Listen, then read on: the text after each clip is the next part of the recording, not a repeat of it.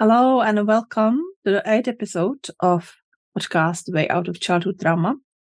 I am the Barb Varcl from Your Step Counseling with the program Trauma Response Reprogramming, and here with me is the Danijela Mrdak from Mind Freedom Therapy. And our today topic, it's very serious, but we want to make it almost as kind of like mastermind or some kind of real info for people. Because our today's topic it's related to the violence witnessed by children, and we hear it in the news often about shooting or stabbing in schools or violence in schools or in an environment where our children. And I'm personally very horrified every time when I hear that, and it's why we decided to make this episode on topic how to help children. So I would want to ask Lela, like, what is your how you see these moments when children witnessing or are part of the violence events in their life?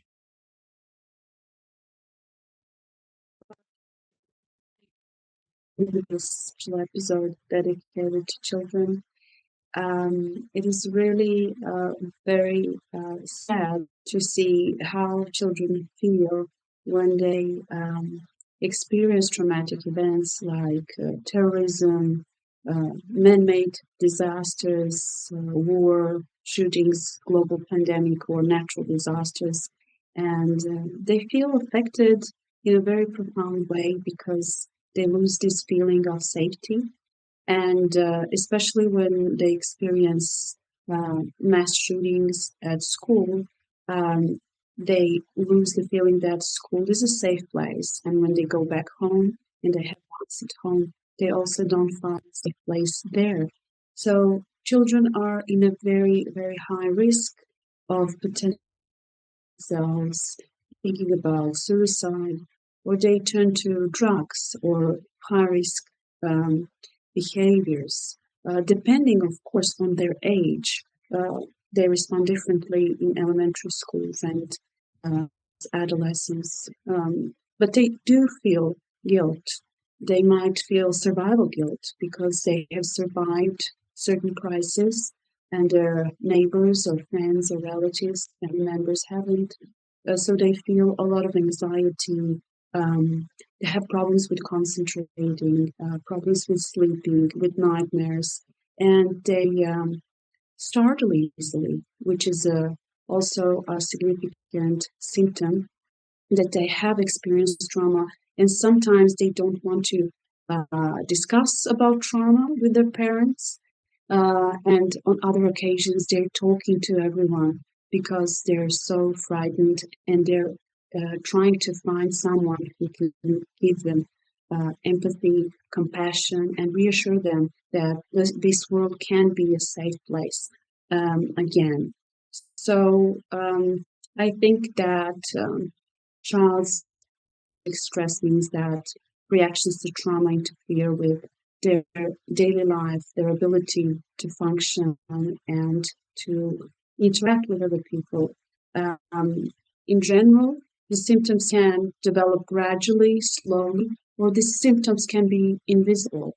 That's why many caregivers, parents, grandparents, teachers need help, and we should provide them with that help or advice. And I'm very happy that today we can share some fundamental information about how to handle the crisis and emergency situations.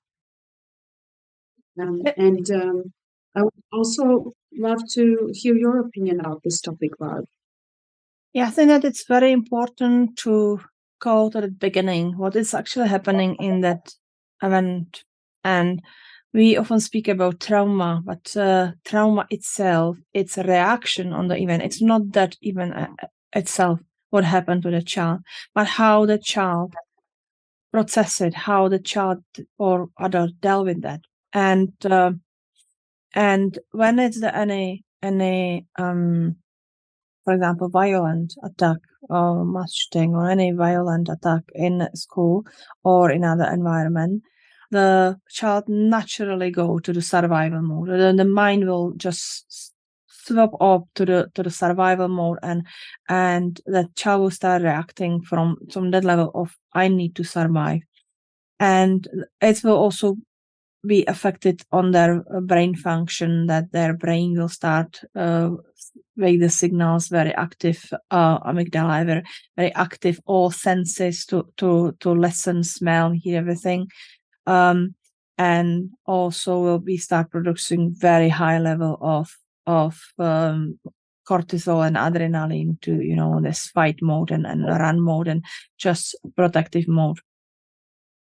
And so when we speaking about trauma, we want to go even like before that. We want to speak today about what to do to prevent developing trauma, because trauma is the trauma response on event.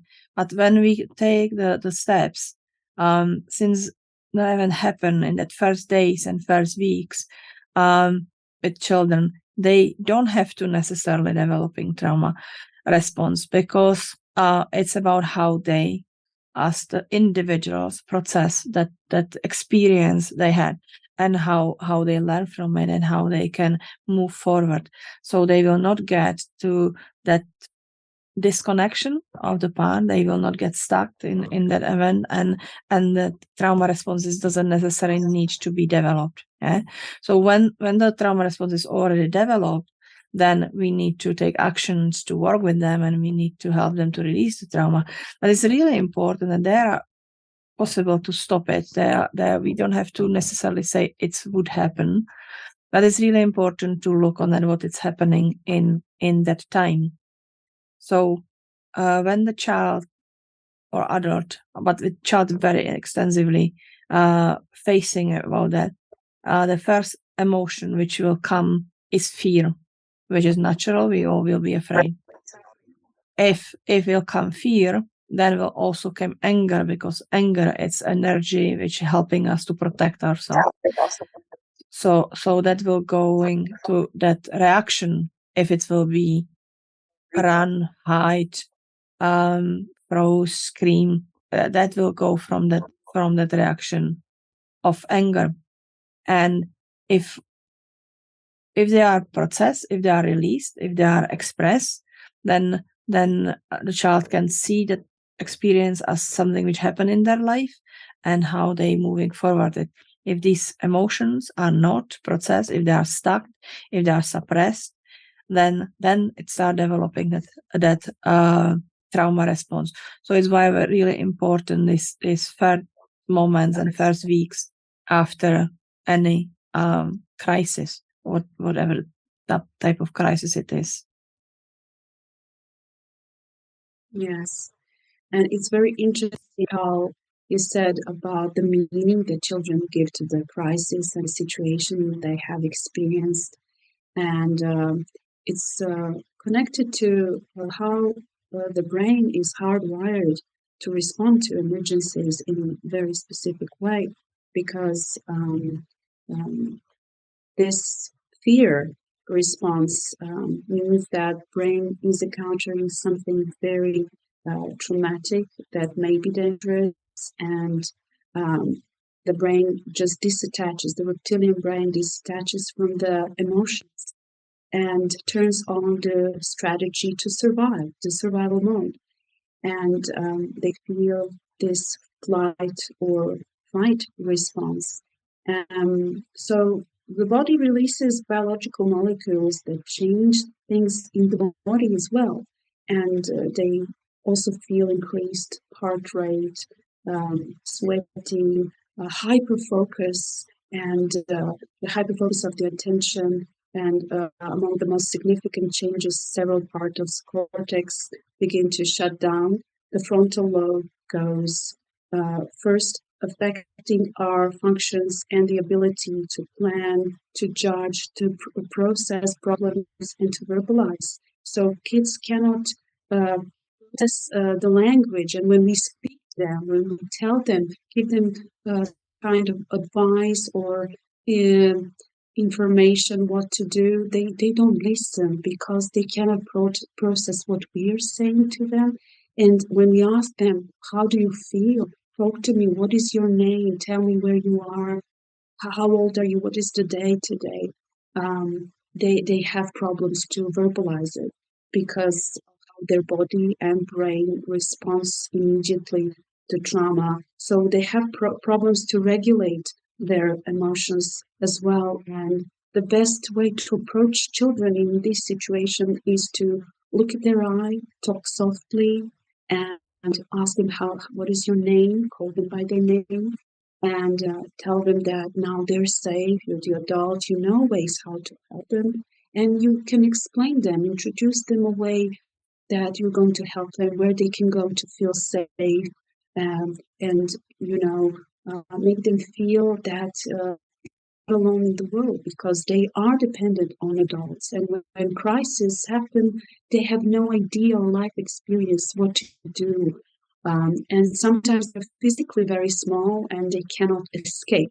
So the feeling that they cannot escape physically or mentally or emotionally is very devastating, disabilitating, and it creates the feeling that they're helpless and hopeless and powerless.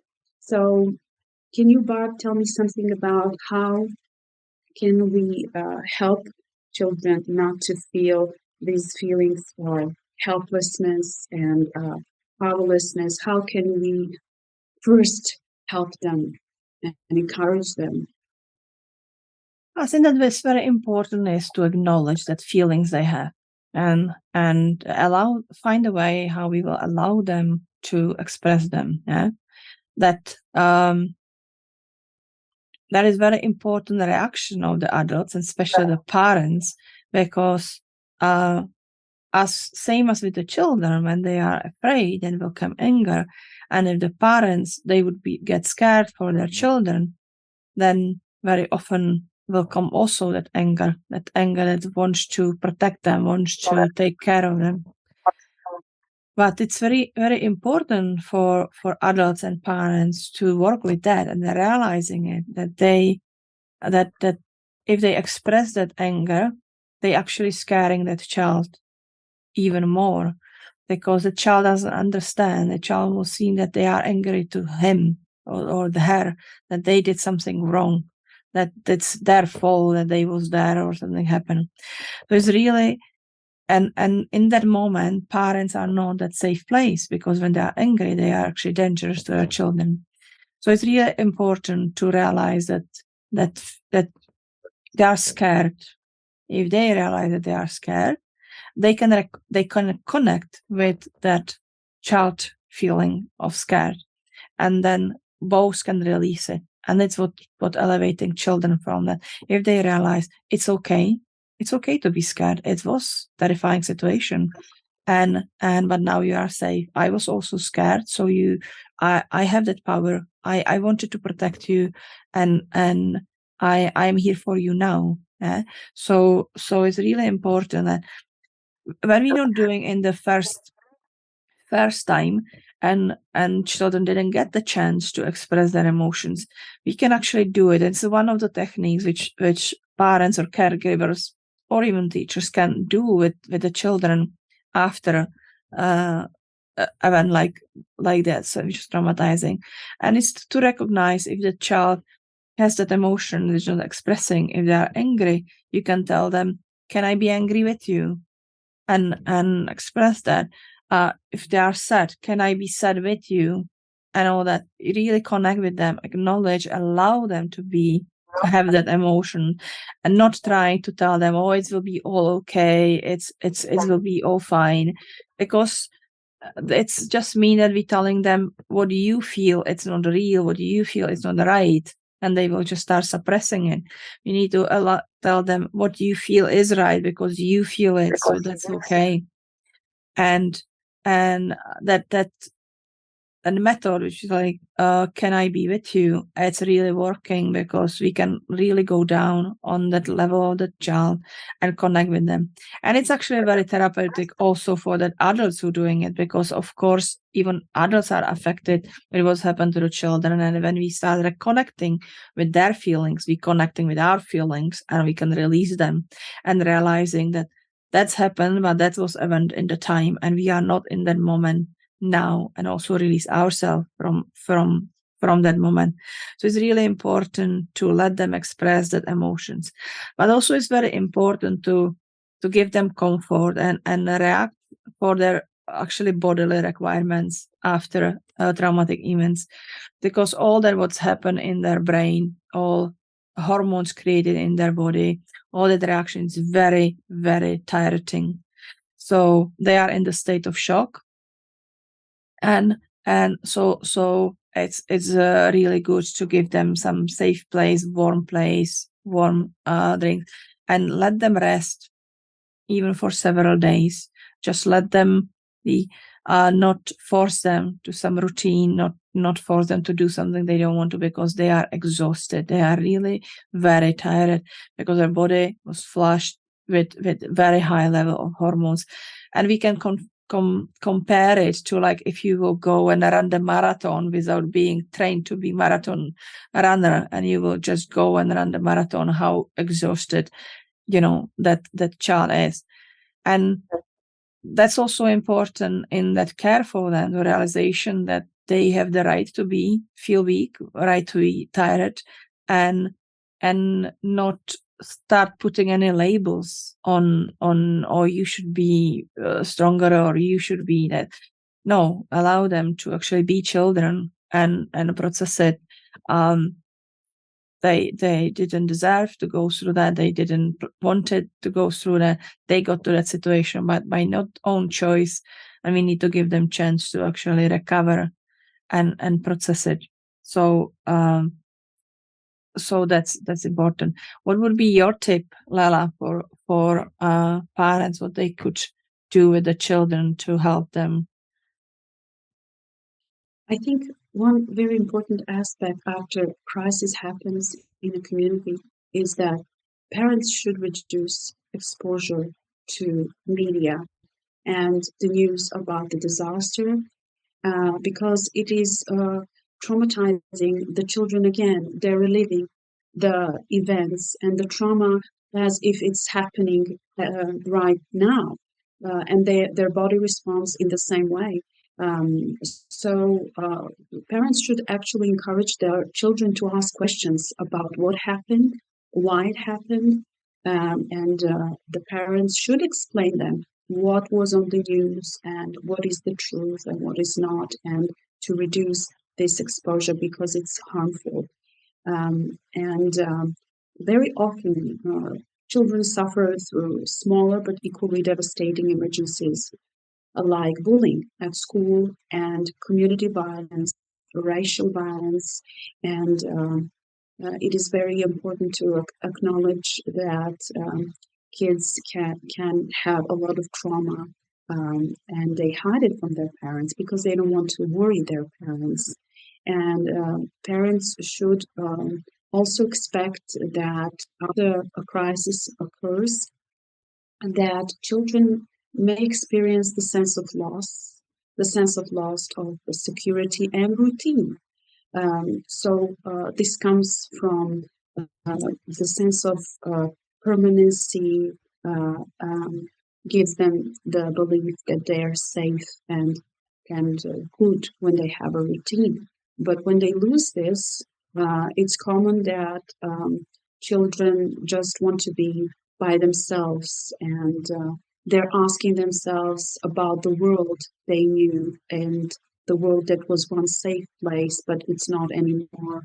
So disasters can also increase family conflict, family violence, arguing, and also mental health problems, substance abuse, alcohol, drugs.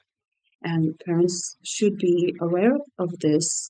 And even the children who are not directly impacted by the crisis, like school shooting, natural disasters, terrorism, can also be afraid and feel this fear because it is because of the media exposure. It's available online. They can get information very easily, and parents should work with their children at home, because if children feel neglected at home, if they feel that they don't have a voice, that they're not seen or heard, they're gonna, be very disappointed, and they're not going to want to talk to anyone else outside of the home, because they will think, if my parents don't love me enough, help me, how could I trust anyone else, like teacher, caregivers, neighbors or grandparents?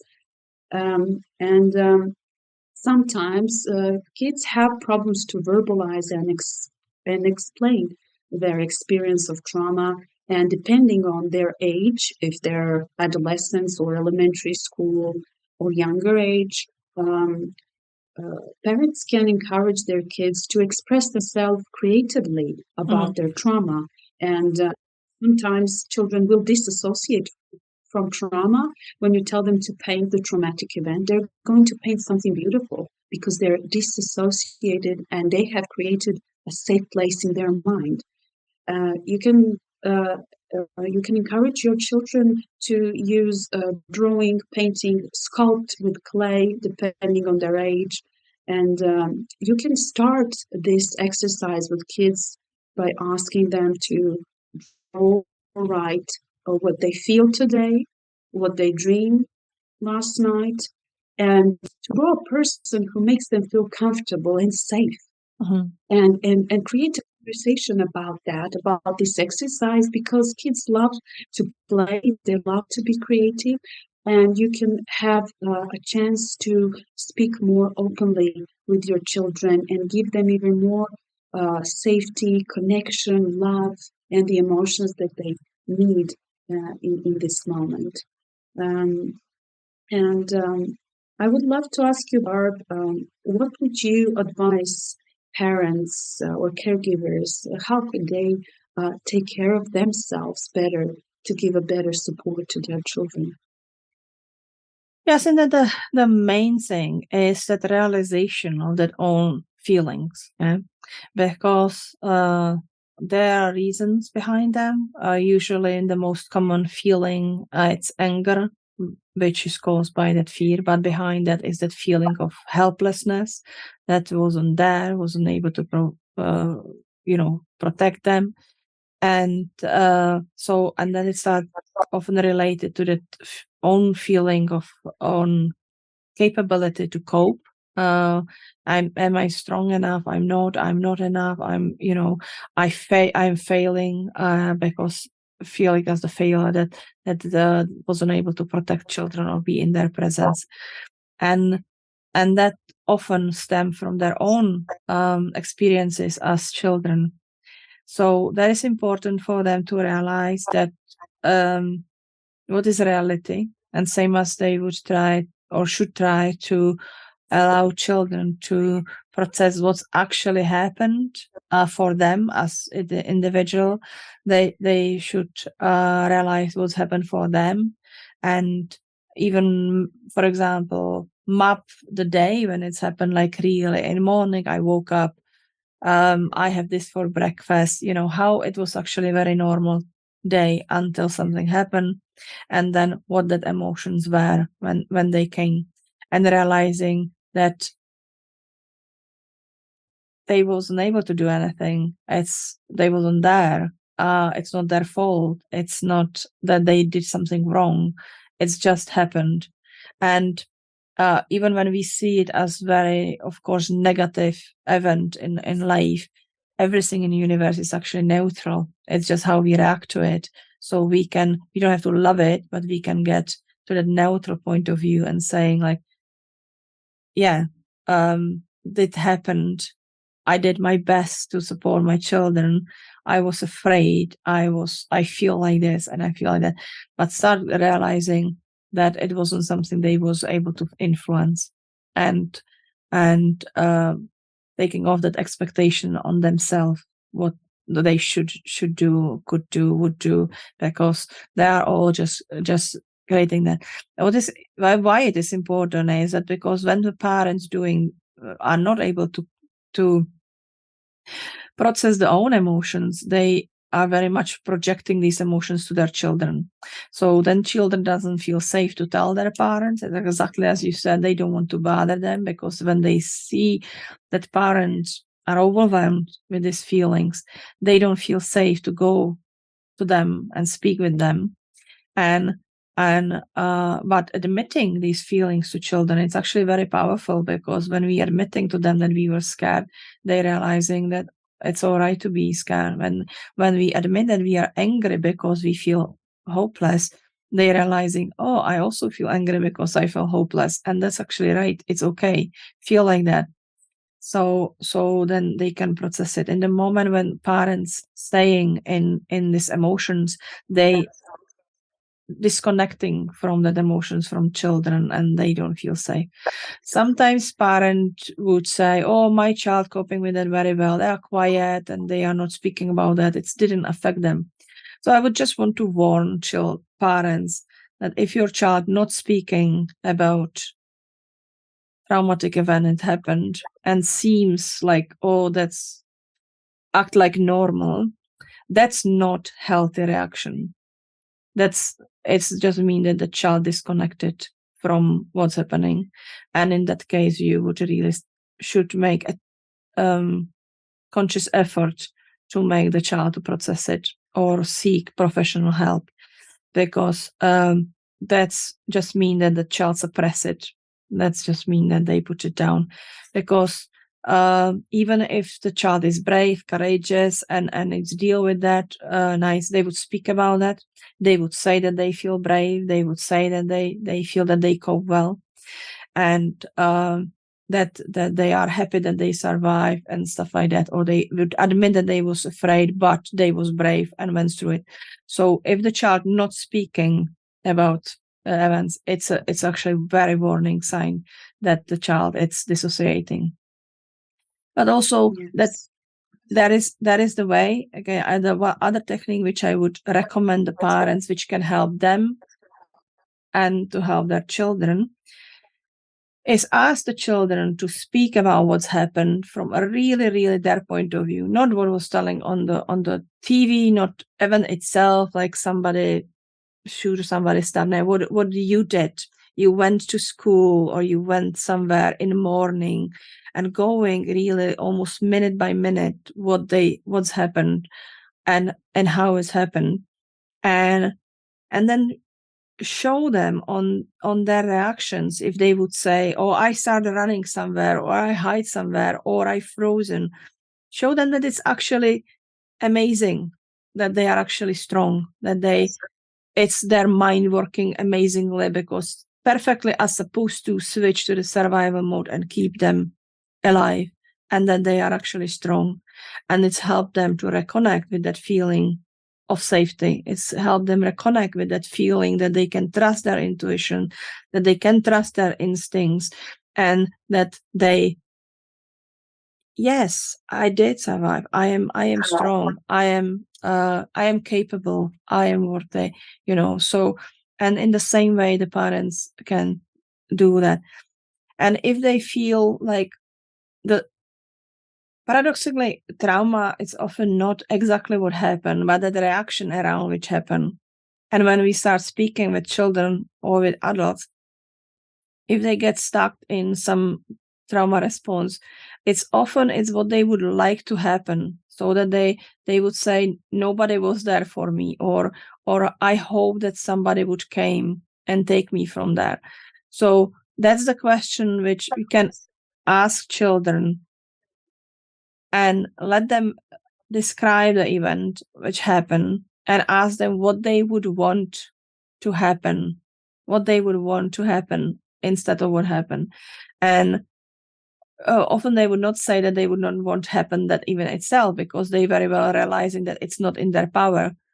But they would say, oh, I would want you to be there, or I would want to be able to run quicker, or I would want to come Superman to swoosh and take me from there. And that it's technique which allows them to rewrite the story, because you can encourage them and say, okay, let's make it happen, and retell the story in the new way that happened, that somebody was there for them, somebody came for them, or show them that they were strong, and I'll tell them, oh, you didn't really need that, because you was actually so strong, you managed to do that by yourself. Yeah. And it's about that we can rewrite, we can say it a different way, we can rewrite the story what happened, because it's all just our interpretation of that experience. It's not what each of every individual on the earth, it's a different reality we're living in, because we all see it just from our point of view.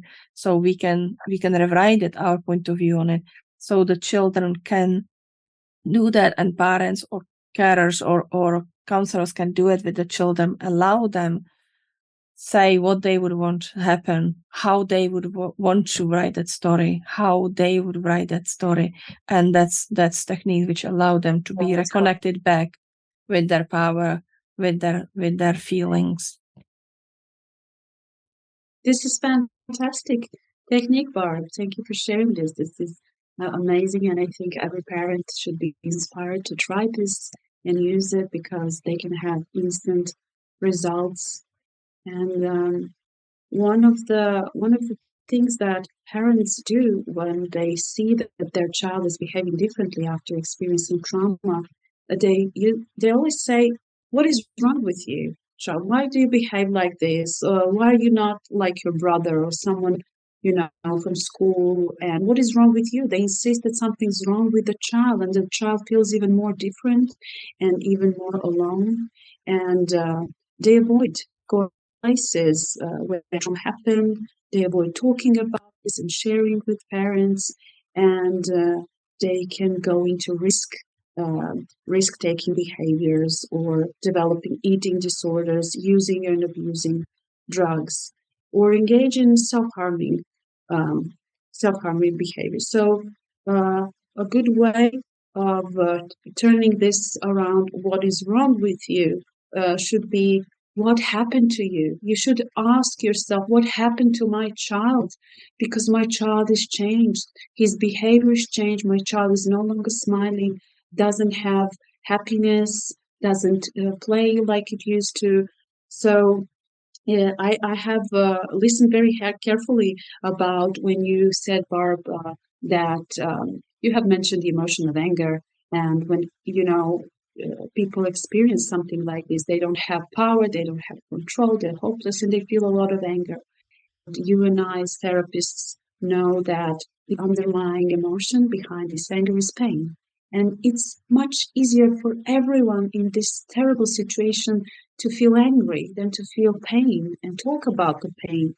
But the point is that you shouldn't talk about the pain constantly. You should do something with it. Go to therapy, seek for professional help. And this is very important for parents too, because if they feel anxiety and stress and constant fear, outgoing fear about the safety of their kids, they should both go to family therapy and use different techniques like grounding technique.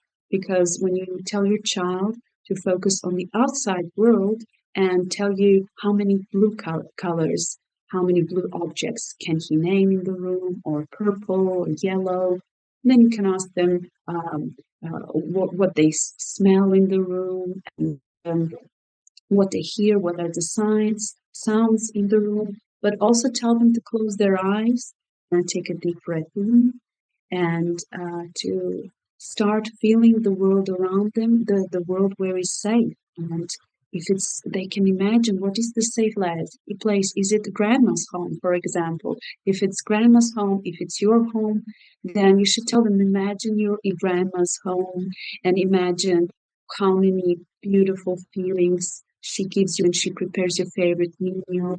And this is how you just use this grounding technique to reduce the anxiety and fear, and help your child feel better immediately, because they're not going to be focused on their thoughts, the chaos, the anxiety. they will be focused on the outside world instead of the inside feelings, and you can help them feel calm and feel more safe. You can also tell them to remember of the times when the world was a safe place, and that this world will also give them a safe place, and they will be saved from if another crisis happens. And you can tell them they do have a guardian angel, and they can use their superpowers of their mind. You can also introduce some character like Superman. Everybody knows about Superman, and you can tell them that this character uses the power of his mind to have the superpowers to save himself, to save everyone. And children love characters, love to identify with superpower heroes. You should be creative, and if it's difficult for you, you can always uh, find a good therapist to help you set the goals and strategies to helping your child. And I think that it's very important for community work together, because when first of all, not everybody parents will be capable to do so, because if the parents dealing with their own trauma, unresolved even before some crisis, and they already are living in survival mode, they can be extremely triggered, and they can become trigger for their children, or actually become the additional source of survival mode for their children. And so if they're living in own trauma response, they probably will not be capable to react to the needs of the children. So I think that is very important for community to look out for children of parents like that. If it's the teachers, if it's the pupil support, if it's the social workers, or if it's the neighbors, if it's some other member of the family. And realizing that, yes, it is responsibility of parents, but if their parents are not fully capable adults in emotional and mental capacity to help them, there should be some other parents, other adults would step in to some level and help the children to process it. So it's really important not to forget that children are everybody's, they are our future, and we need to kind of cooperate on raising them up. But as you mentioned, this grounding technique, which is about the connection to our sensors, to our senses, then it's also important to process this sensory memories which we have from this crisis moments. And that is often overlooking part. You would probably read a lot of advices which is about recognize the triggers and try to avoid them. That's not working. That's not working because that's just mean that we actually deepening the trauma, we deepening that feeling of unsafe, and we confirm for the child that all this is unsafe, every sound which is related to that, every smell which is related to that. So that is the which is called which is called exposure therapy. That's the one option. So then we can, in the small amount, start to expose child to the same environment or smells or sounds, and in the safe environment, link these sensory inputs with the safe moments. That's one option, and that can be used when they need to revisit the places of where the crisis happen, when some attacks happen, stuff like that. It shouldn't be forced. It shouldn't be a long way on the first time. So it's a process of realization that past and presence are not in the same time. That place itself, it's not dangerous, that what's happened there, or the person who was present there is dangerous, that it's not that place, it's not that sound, it's not that smell. Or it's actually good to again try to encourage children to identify these memories, because what we are not often realizing that our mind processing about 2,000 inputs every second. Yeah, so a lot of people would remember from even it happened, how it smelled, how what they taste in the mouth, how if there was temperature there, what the sounds was around, and more we allow children to express that verbally and written in dramatization, or then more is helping them to process that and separate that from that event, and just realize that's common thing. This smell of fish doesn't mean that I'm drowning. The sound of bomb or something doesn't mean it's somebody shouting or something, somebody shooting. So it's important to connect that. So and I would again want to stress, if your child actually does develop trauma responses, which is mean that will be startled with the sounds, or will start showing the signs of the high anxiety if and some noises or smells or touch, then it's really important to seek therapy for the child. But I would really recommend some therapy which working with subconscious mind or somatic responses, as is hypnotherapy, RTT therapy, or somatic techniques, because in that time it's already developed traumatic responses. It's mean that the talking therapy itself would not work itself. The child didn't manage to verbalize it before, and it's get to that response. So it's need to be dealt with on different level.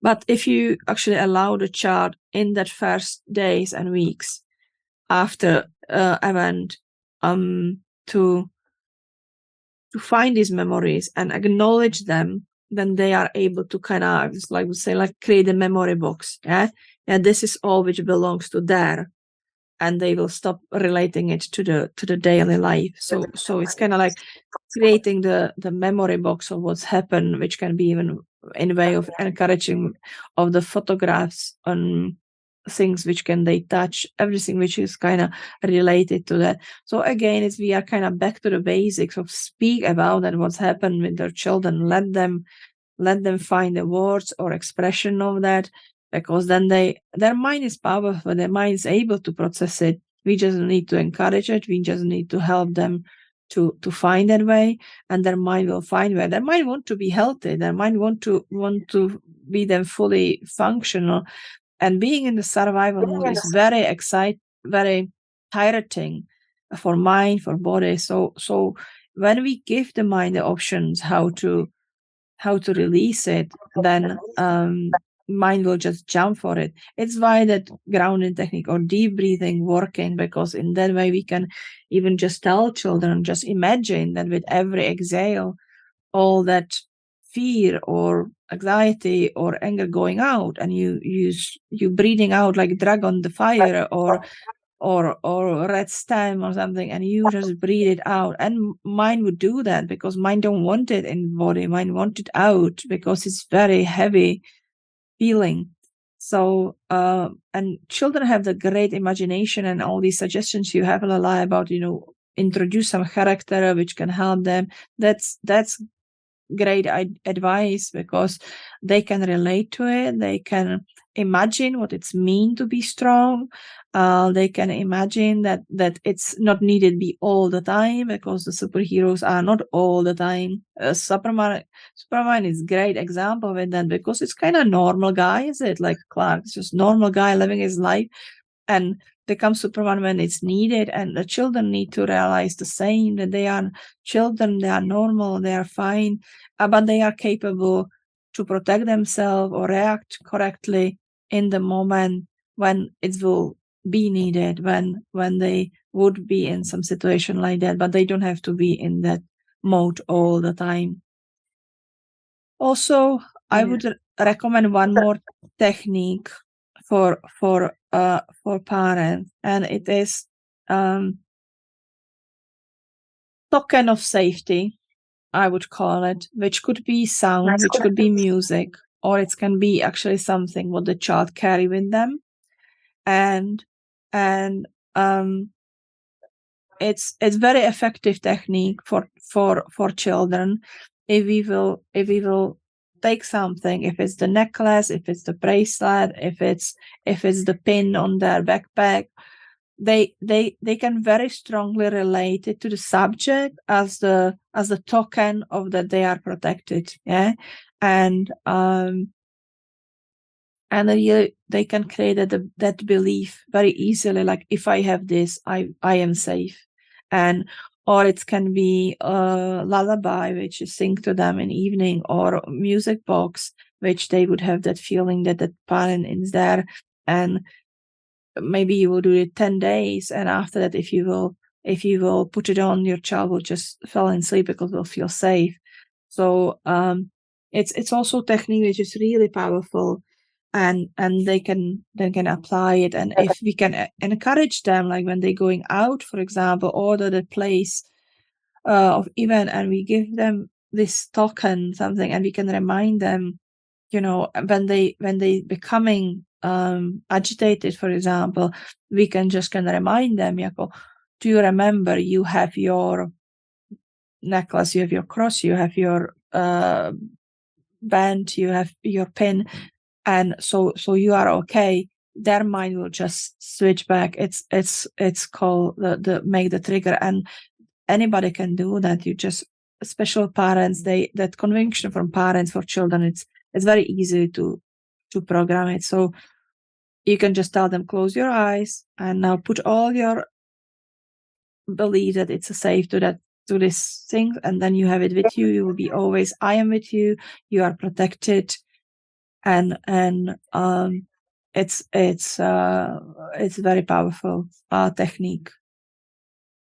Yes, that's fantastic, Barb.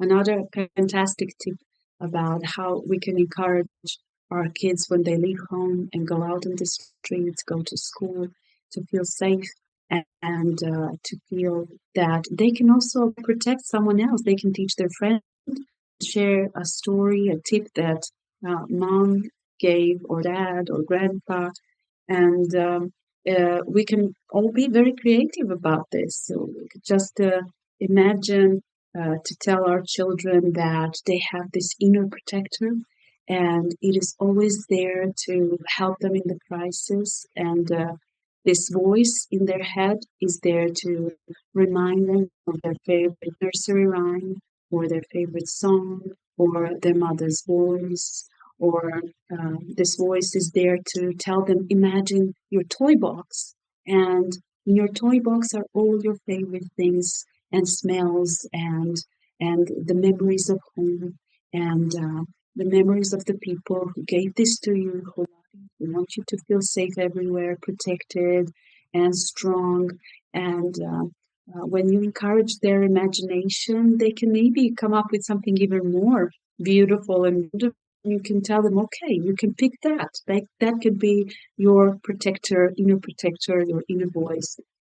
And as you mentioned, Barb, they can always wear bracelets and necklaces, or something that is very, very valuable or old, and that is going to make them feel protected. We can also tell our kids, okay, you can touch your finger and thumb, and you can feel instant strength, and you can feel that you're strong, because when we use our body and mind at the same time, we are reinforcing. Or we can tell them, just you can hug yourself. You can hug yourself at school when you feel scared, when kids are bullying you. You can be creative and tell your kids that they can always believe that there is an inner protector, inner force, that the inner voice to help them. And sometimes we tell children that they have an inner cheerleader, which is telling them, praising them, how smart they are, how safe and happy they're feeling, and that they're beautiful, wonderful, that they they deserve all the happiness in the world, that they are enough.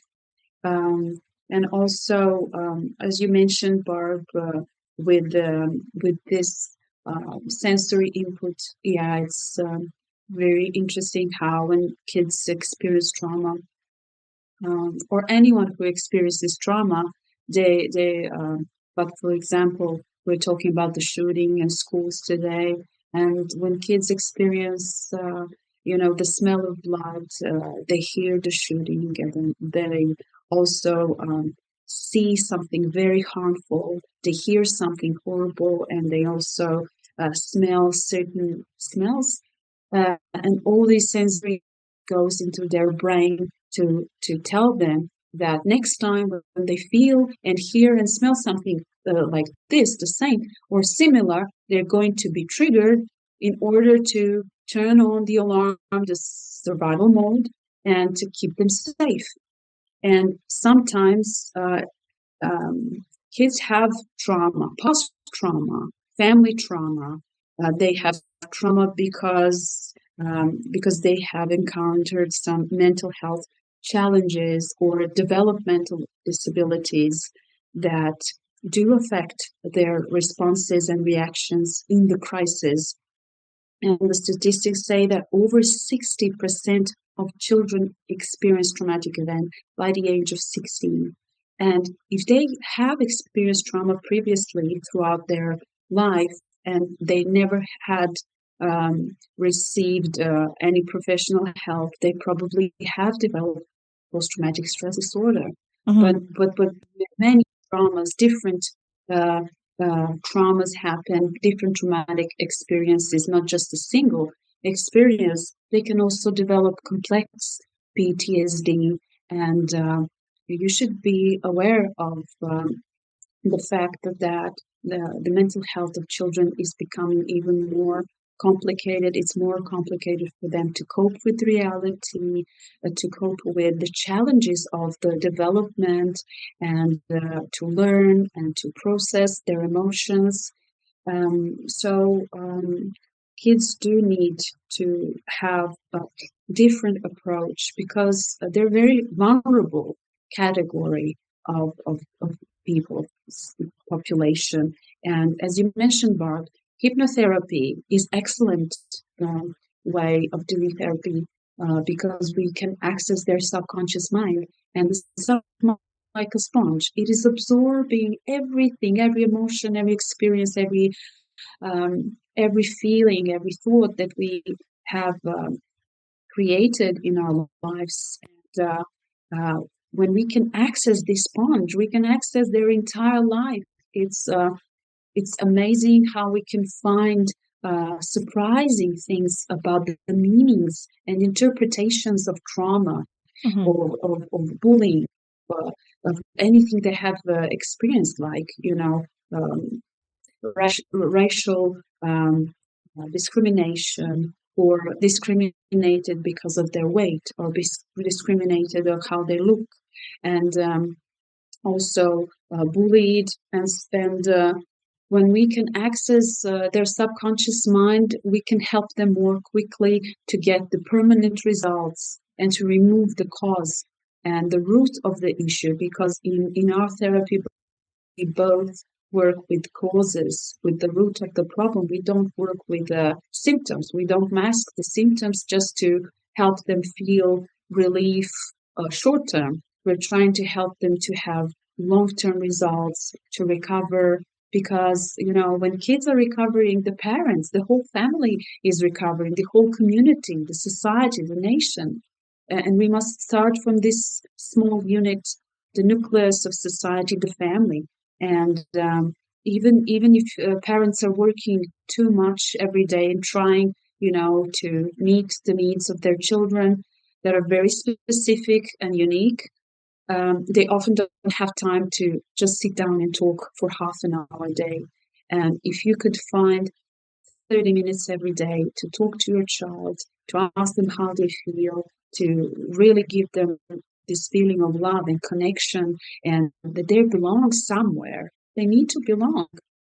Um, you are going to create long-term better mental health for the entire family, better interaction, and instead of avoiding each other and letting your child be isolated in the bedroom and alone, they're gonna even feel more worse because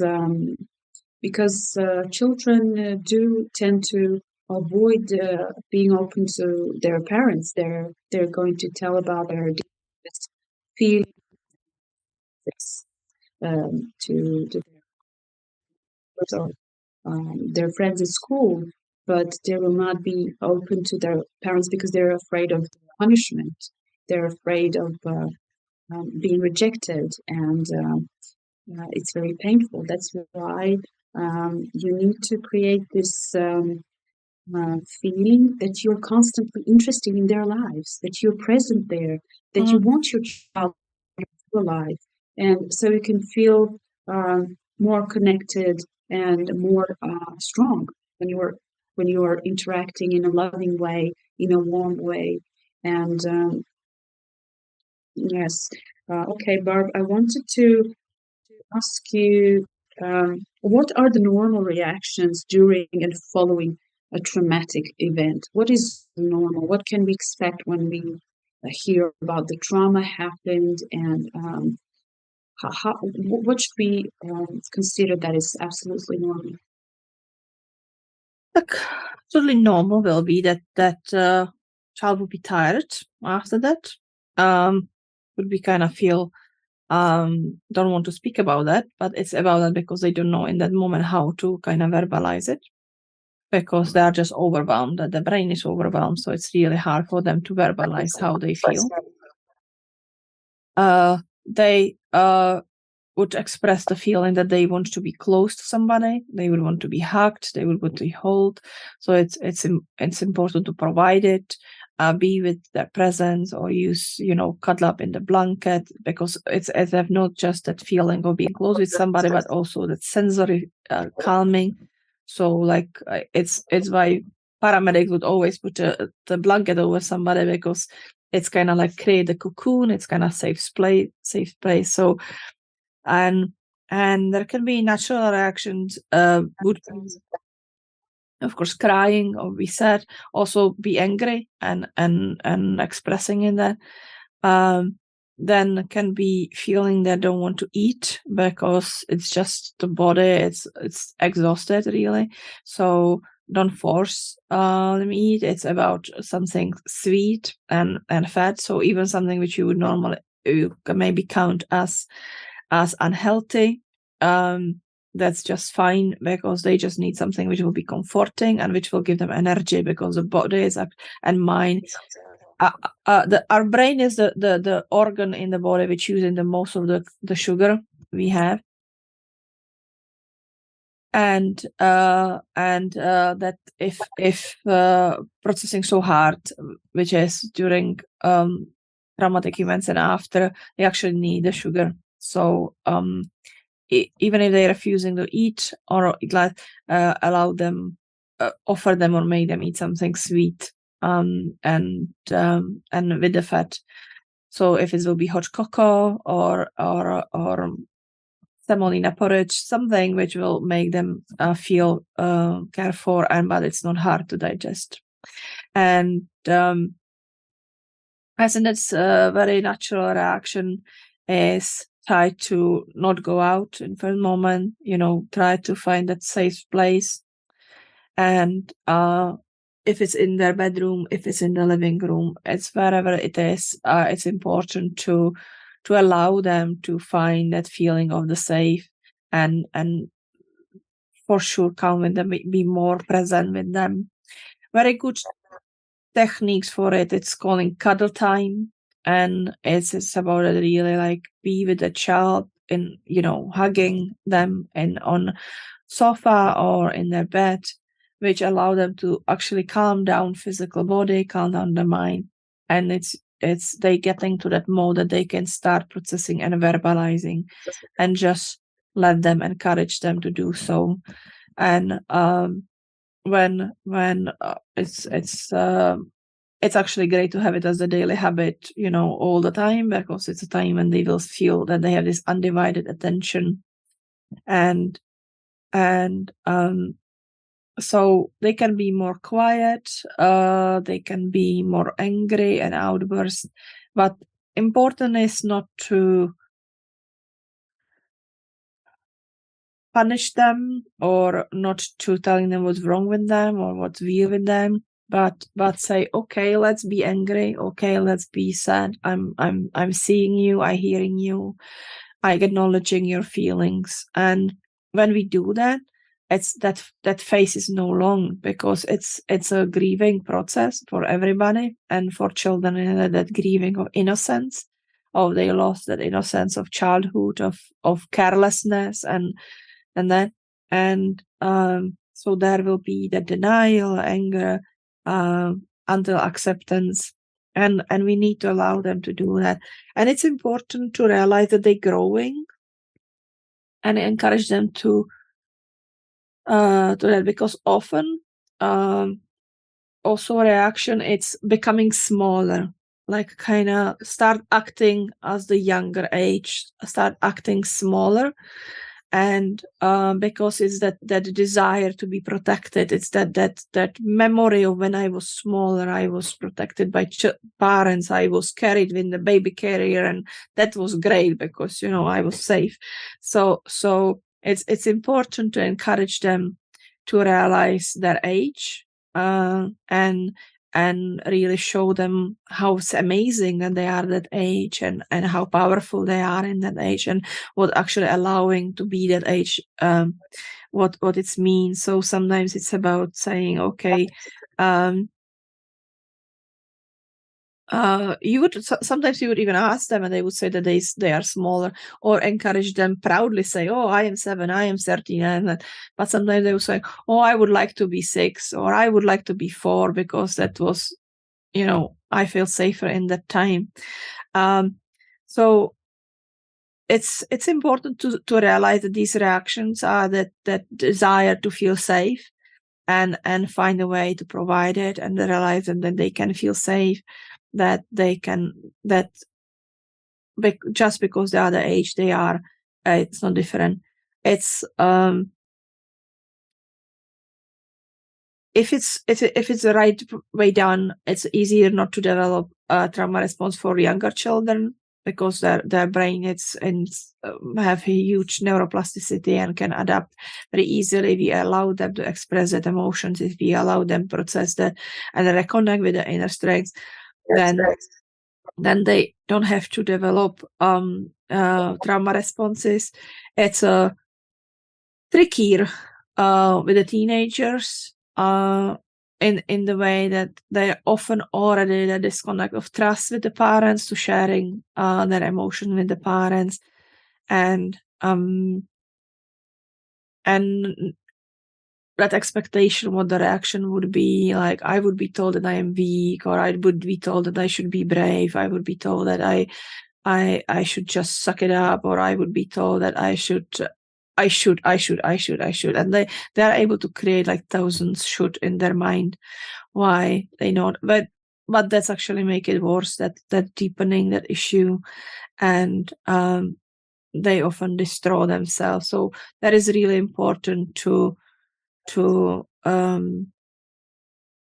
realize that, and work on the change, work on that, find that connection, and that it's really important about it, admitting that own feelings, because especially in that age 12 and higher, they would see the parents as they who cope, as they strong, and that, and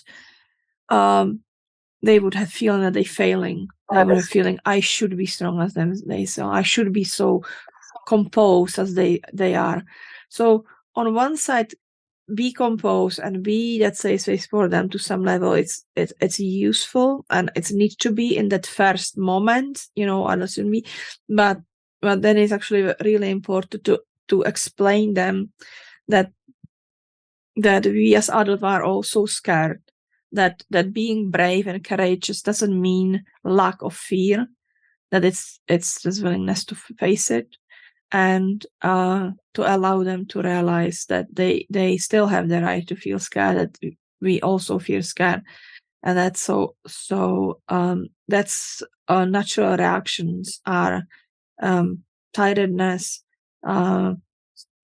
silence,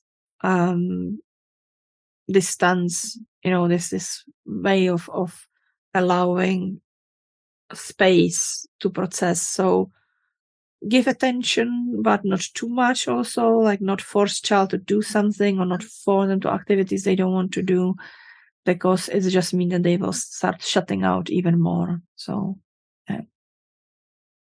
Yes.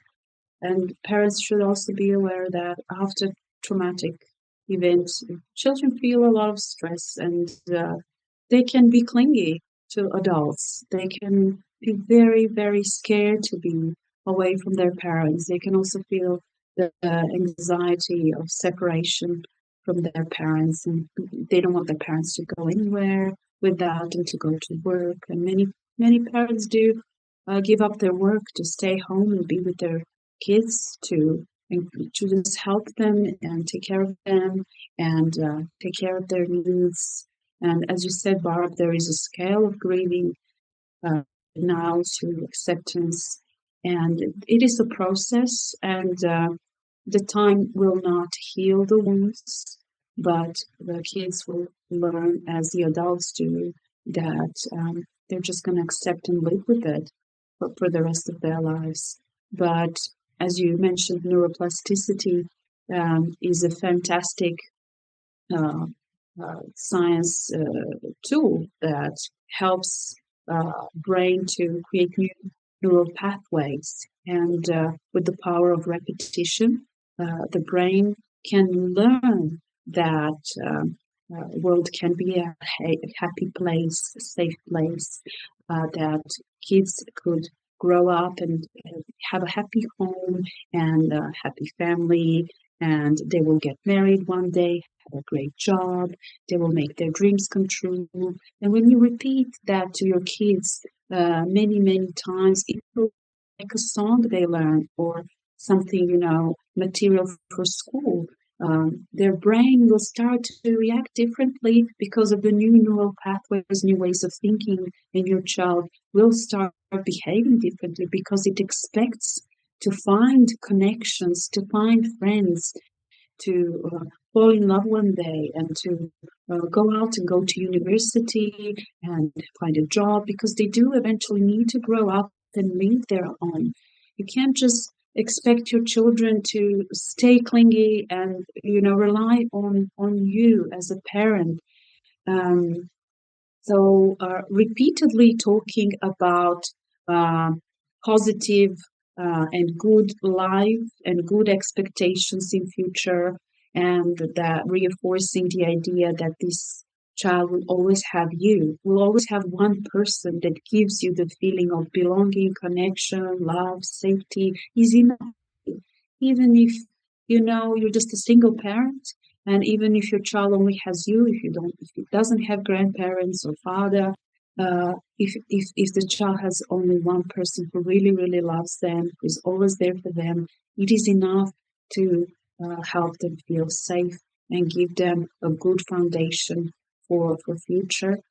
And sometimes kids, just like parents or teachers at school, after the shootings happen, have this feeling that they they didn't have a chance to say goodbye, or they didn't have a chance to tell their loved ones how much they love them and how much they mean to them. And it can be very painful, but there is a way out of this feeling.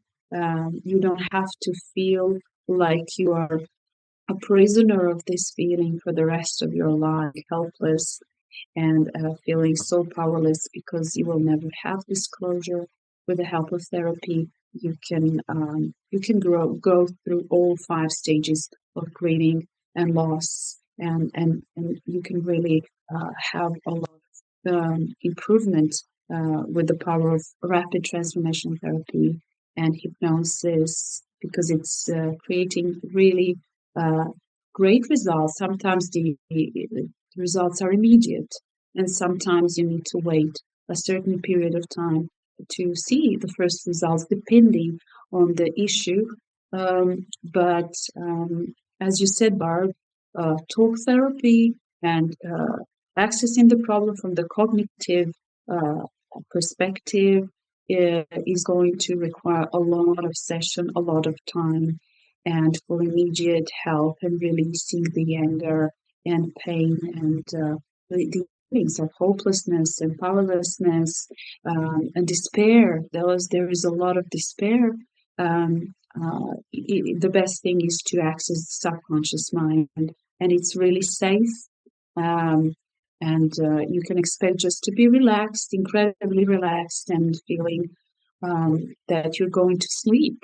So sometimes people have, very strange expectations about hypnosis and what is going to happen in the therapy session. But therapists have to explain them what can they expect, manage their expectations, and not to be scared of this at all. And do you have some good points that you would like to share about this? Yeah, I think that this will be a topic of our next episode, because when I will start speaking, we will probably speak other hour. And I think that it's very important, and we will get to it the next week, and about that grieving process and how different that grieving process is after sudden feelings, and how it's actually different about grieving the children, which is that hardest part of it, and how different way grieving the children, teenagers and adults, because we all have different ways of processing the bereavement, and also kind of explain really difference between bereavement, which is the natural process of mourning, and grief when it's stuck in some moment and we need help to move forward. So we will get back to it in the next episode when we will spend time on it, because I think that it's very important topic related to this crisis moments and violent events which affecting the whole community, and how to get to that closure, or how to move forward in their life, how not get stuck in that grief, and what challenges it, and what techniques we can use to do so.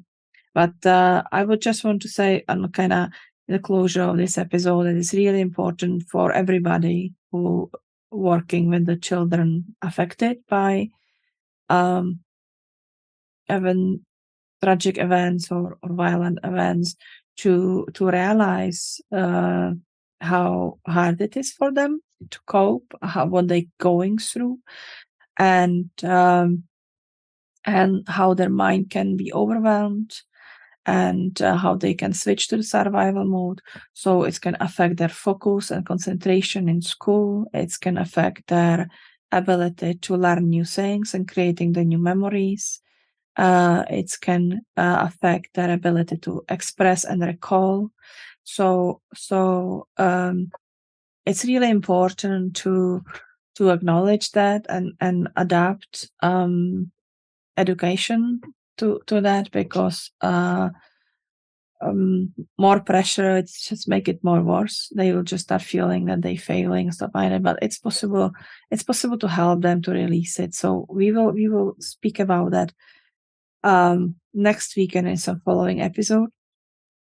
But also for any therapists, coaches, teachers, or parents, it's interesting to learn how to work with those who develop complex PTSD, which can be a result of events like that. I will running the course in the end of the June, which is calling Complex PTSD for coaches and therapists. And so you can join the course and get a really deep comprehensive thought about like how to work and help people to recover from these events ongoing or single events, and how it's affecting development and how we can help them. Because I think that is really important for everybody to know that it is possible.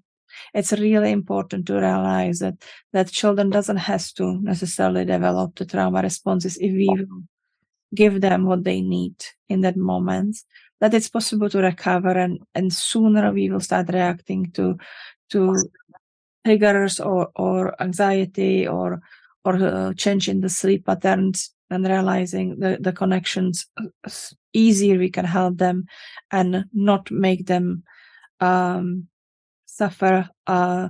That having triggers, it's not excuse, it's a warning. It's not supposed to be that we're supposed to bubble wrap them or put the cotton balls around them. It's mean that we need to help them, and we need to help them to process the trauma. And it's possible with therapies. It's possible with different techniques, and encouraging them that they are strong, that they can reconnect with their inner strengths, and they can cope and learn the new coping skills. So I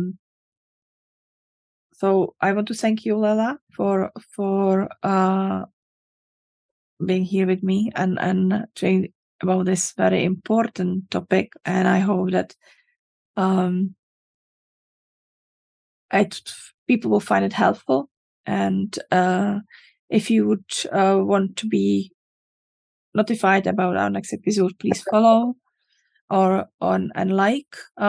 I would ask people, if you like it, please like, so more people will get it, see by search what's working that way, that if somebody like it, that other people will see it. And if you feel that it was useful and you learned something from it, and we will looking to see you in the next week. So what will be your closing words, Lela, for our today's episode? Well, I would love to say that we would all need to believe that miracles are possible, and they're happening every day. And we probably have some beautiful story about survival and how we can help others feel hopeful and feel very excited about their recovery journey. And we should definitely encourage people to go through therapy and not judge anybody. And I'm really, really excited for our next episode, because we will cover many, many interesting aspects of experiencing trauma. And thank you so much, Barb, for this amazing opportunity to create, I think, one of the most important episodes we have created so far. And I'm very excited for your course, and I know it's going to be phenomenal. And I would love to mention in the next episode a little more about this, to just give people a little intriguing feeling about what would they learn and achieve. And I know it's going to be amazing. Thank you, Barb. You're welcome. So thank you, everybody, for listening to us. If you have any questions, you can contact us on website Way Out of Trauma, podbean.com, or you can find us on the Facebook. I'm Barb Smith-Varclova, or Your Step Counseling, or Danijela Mrdak from Mind Freedom Therapy. So if you want to any help or you have questions, don't hesitate to contact us. We are happy to help or give advice and topic related to the trauma and childhood trauma especially. So thank you very much, everybody, and see you next time. Bye. Bye.